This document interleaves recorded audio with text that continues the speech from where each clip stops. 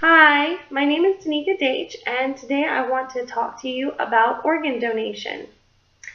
How many of you have been waitlisted for something that you really wanted or even needed? How many of you have waited in a line wrapped around the building for the latest gadget or to see your favorite band? I know I have. Most people have done this for one reason or another. But there are people that wait in a very different kind of line for a very important and life-threatening reason. According to the statistical data found on the UNOS website, which is the registry that manages the transplantation waitlist, there are currently 123,000 people waiting for an organ in the United States right now. That is more than the entire population of Round Rock. I want to explain to you today why the lack of available organs is killing people that could otherwise be saved with voluntary organ donation. And then I want to have you consider whether or not organ donation is right for you. I know that there are a lot of reservations about organ donations, but don't worry, I plan to answer some of your biggest concerns as well as demystify some untrue information floating around out there. There are currently way more people on the donation wait list than there are on the actual donation list. In Texas alone, there are 11,561 people waiting for one or multiple organs. Statistical data available on the Organ Procurement and Transplantation Network, and it's based on data as recent as June 5th of this year. There were 735 deceased donors last year. That is less than 10% of the current need. People are dying every day because they can't wait out their chances for an organ. Someone is added to the transplant registry every 10 minutes, according to organdonor.gov, whose information site is managed by the U.S. Department of Health and Human Services. The same site also notes that 18 people will die every day because they are unable to wait out the shortage of available donated organs. That's more than the amount of people enrolled in this class right now. I trust that you understand the dire need for organ donors, and you might be asking yourself, what can I do to help? The solution is simple. Becoming an organ donor is a very easy process once you've decided that it's right for you and your family. The first and most important step is to speak to your loved ones regarding your decision to be an organ donor. This makes them aware of your desire to become a donor and increases the chances that they will concede to your final wishes once you're deceased. Next, you just need to register. You can do this a multitude of ways. When you go to the DMV to renew your driver's license or get an ID, you can fill out a short form that they have there. They will then add a little heart with the word donor to the bottom of your identification card.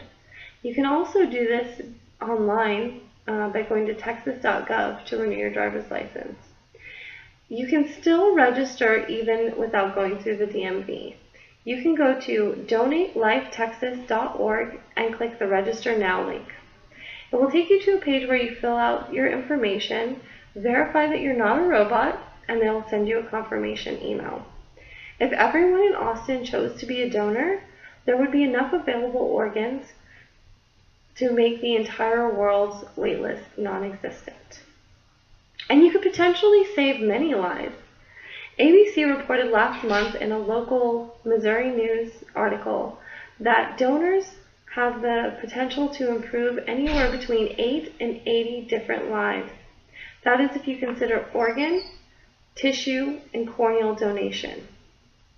Although I'm sure that you understand just how important organ donation is, I know that there are many concerns that people have surrounding the issue. Allow me to put some of these concerns to rest and even debunk some myths out there that are flat out untrue. There are many questions that people have when considering organ donation. The first is often, am I even eligible? The short answer is yes. Almost everyone is eligible. Everyone can sign up and register to become an organ donor.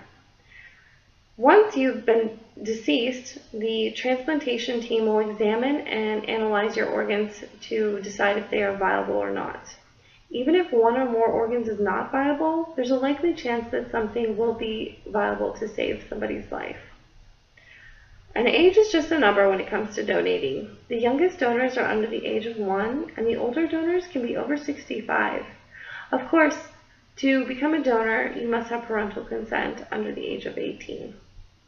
Second, you might have heard hospitals won't try their hardest to keep me alive if they know I'm an organ donor. This is simply untrue. Doctors take the Hippocratic Oath to ensure that they do everything within their power to keep you alive if that be your wish. You are their patient, not the organ recipient, so their focus is on you. What's more, federal law actually prohibits the buying and selling of organs in the United States. It is punishable by a hefty prison sentence and even a fine. Doctors lack incentive to not try their hardest to keep you alive. Finally, many people worry that they're not going to be able to have an open casket for them or their loved ones if they donate their organs. In most cases, you're able to have an open casket even after donation of tissue, organ, and corneal. Of course, this does depend on the state that you come into the hospital with. Obviously, people that have been in accidents may have lost extremities or other issues related to the actual cause of death that are not related to organ transplant. Hopefully I've been able to ease any apprehension that you have about donation, so I'd just like to hit the highlights before I go. I've told you about the growing need for organ donors and how joining the organ donation registry can literally save lives. I've also tried to set straight some of the concerns that many people have when considering organ donation. So I'd like to just leave you with the words of William Jones, who says, "Act as if what you do makes a difference." It does. When it comes to organ donation, it certainly makes a difference. Thank you.